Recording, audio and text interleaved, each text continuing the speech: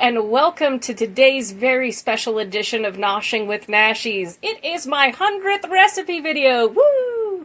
So today I'm going to be sharing with you a piece of my family history. This is Rouladen from Germany. My mother made this. My Oma made this. Her Oma made it, and it is just our family recipe. I'll do my best to guess the amounts in the description of the video for you, but honestly, this just comes from the heart more than anything else, and I'm so happy to be able to share this with you. So, for our rouladen, we will need a leek. We will need some celery, some carrots. I have a German-style mustard here. This is Dusseldorf style. We'll need some toothpicks, some Maggi, some black pepper, some salt. We'll need some cornstarch and some beef base, some tomato paste. We're going to need a little bit of red wine. And then here I have some, these are Hungarian pickles. I like them with the peppers. You can use a German style or a regular pickle is just fine. And then we're going to need some bay leaf, some garlic. We've got our onions and our butter. Then we have our sliced beef. We want very thinly sliced beef for this. Then we have some nice bacon here. And on the side, I'm going to be making some rotkohl. And I'm going to be making some knödel. All right, so the first thing we're going to do is pound out our meat, and I will see you in just a minute.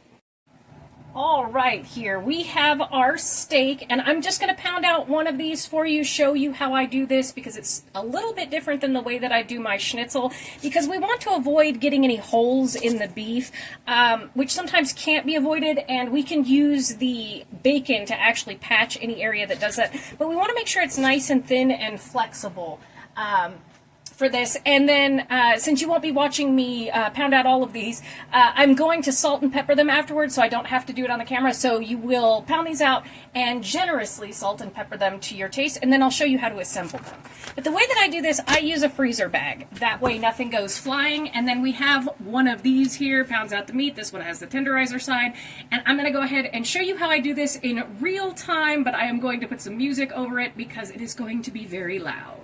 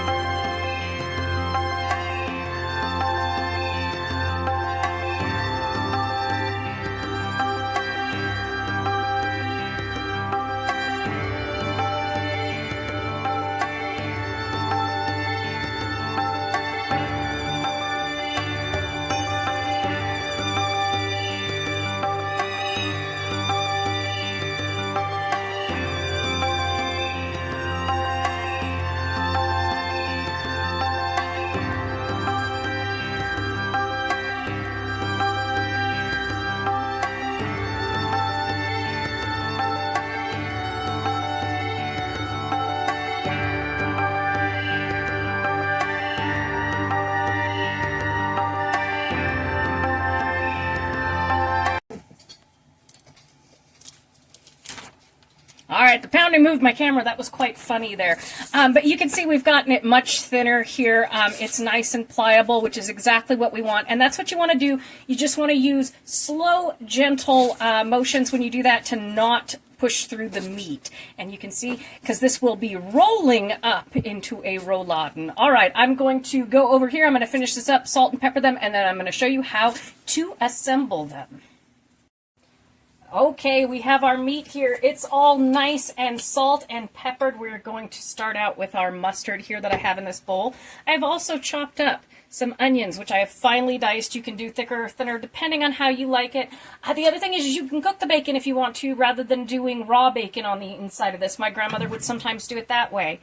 I've also got some pickle spears here. And if you can't find a German mustard, like an authentic German mustard, you can certainly go for something like Gulden's. It's a wonderful spicy brown mustard, so that's perfectly fine. Like I said, families in Germany have their own different versions of this everywhere, so just have fun with it.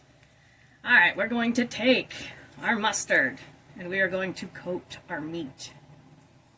Mustard is a beautiful tenderizer, and to flavor it. And these will be cooking in the sauce for a very long time, so it will take on lots of flavor from our sauce. And be generous, very generous with our mustard. And like I said, if you have a little hole in your meat, we're going to use the bacon to kind of make sure that that is not going to be an issue when we roll. And you, like I said, can do cooked bacon. You can kind of render your bacon by boiling it if you wish.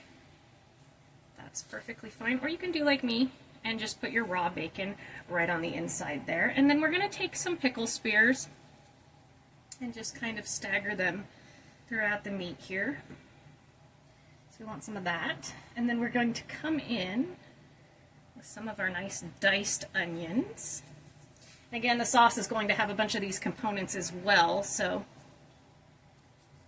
we've got our pickle, and then we are going to take it and we are going to roll, hence the name Rouladen. We are going to tuck and roll, kind of make sure everybody gets in there. Nice and yummy. I like to kind of spread as I go.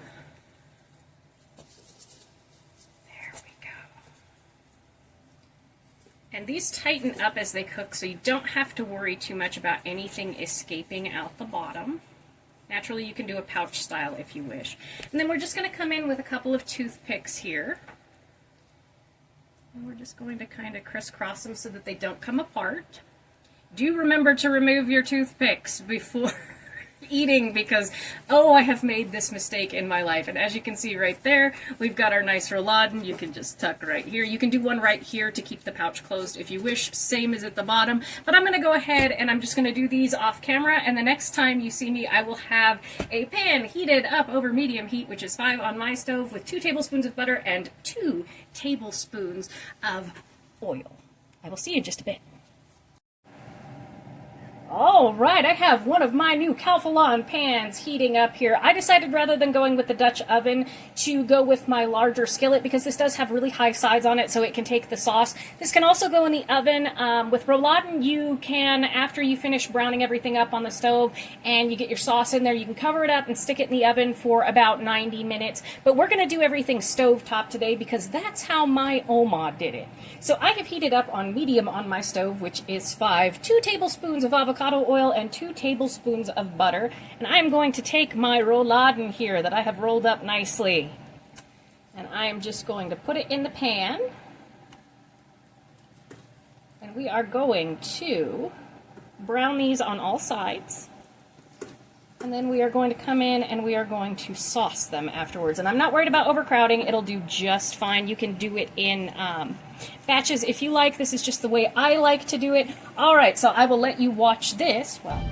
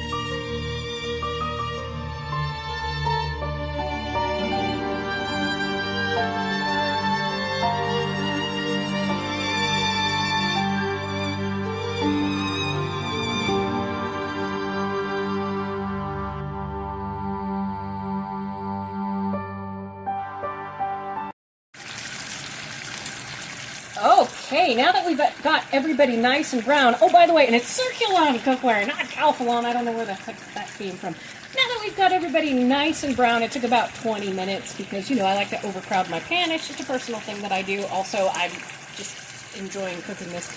But we're going to go ahead and take this out of the pan.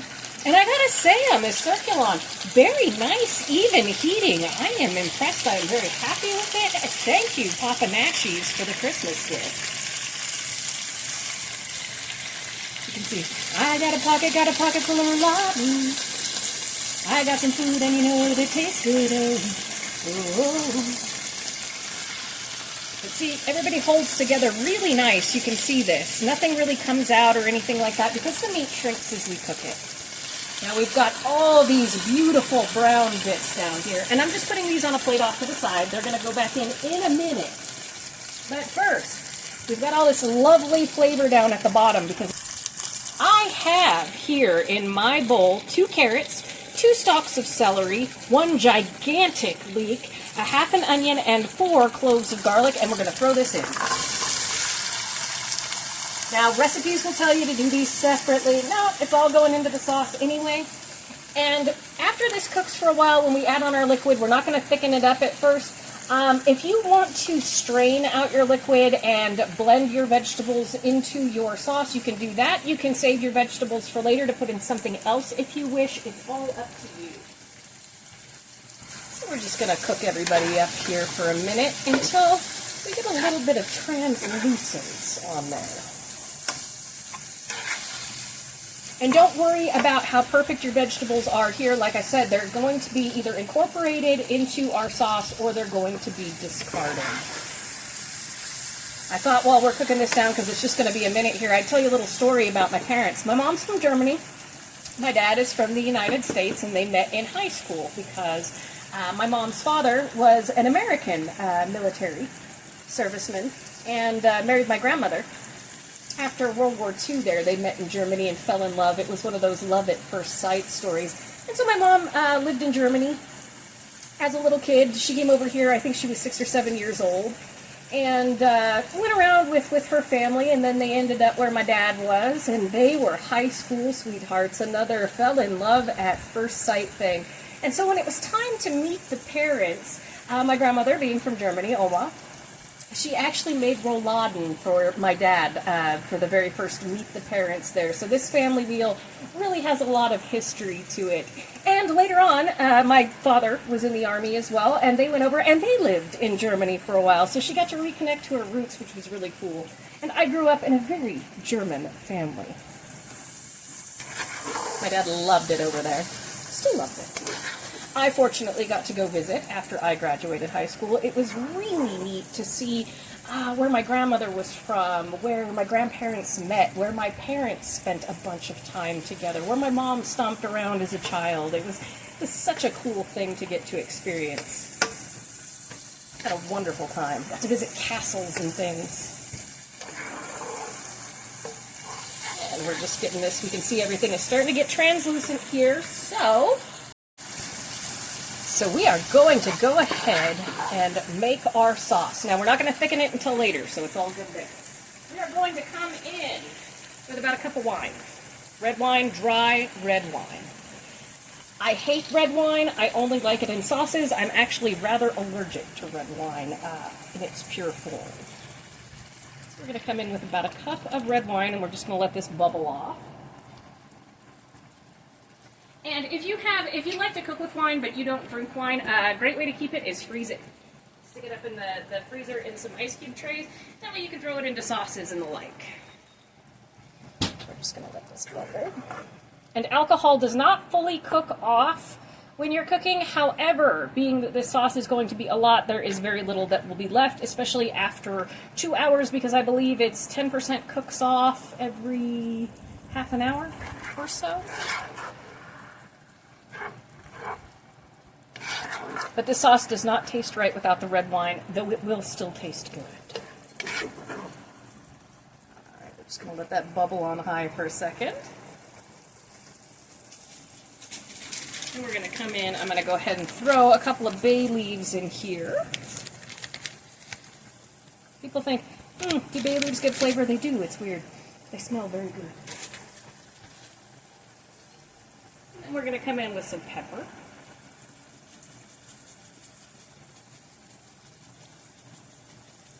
However much you want. This is to taste. I would say always go with a half a teaspoon up to a full teaspoon. Heck, you can go even more if you want. And I'm not putting in any salt because there will be plenty of that. The bacon that comes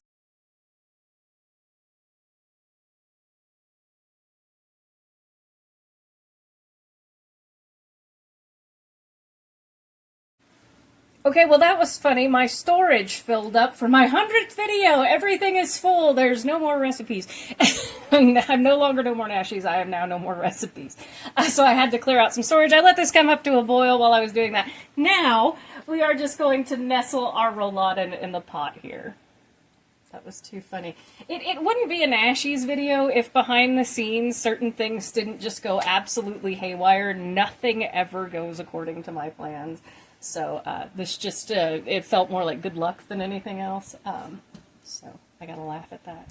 So we're just gonna nestle our rouladen into our pot here. And we are going to keep it at about medium heat and let it bubble away for about an hour. You can stir it every so often.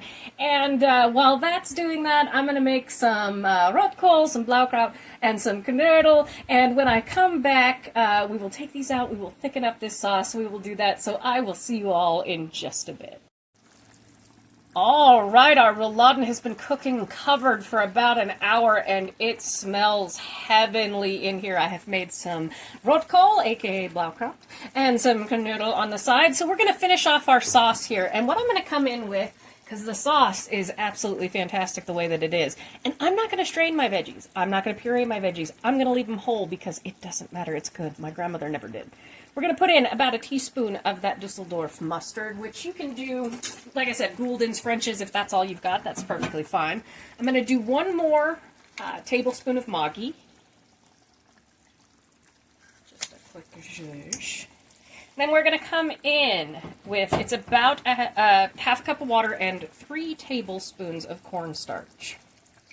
And I make a little slurry, and we're going to pour this in to thicken up our sauce. Now, depending on how many cups of liquid you have, it is 1 tablespoon of cornstarch to 1 cup of liquid, and there's about 3 cups of liquid in here. So we're just going to do this, and we're going to thicken it up. Oh, this smells amazing. And if you wanted to add some cream to the final product of this, or some butter, butter is a classic as well, that is added in at the end, but with the bacon and the butter and the oil that we had in the beginning, it's plenty for me. You can add a little bit of cream, you can add a little bit of sour cream, like that, make it a cream sauce. It comes out lovely. But we are just going to shush this up. You can see it's already starting to get nice and thick. Oh, it smells so good.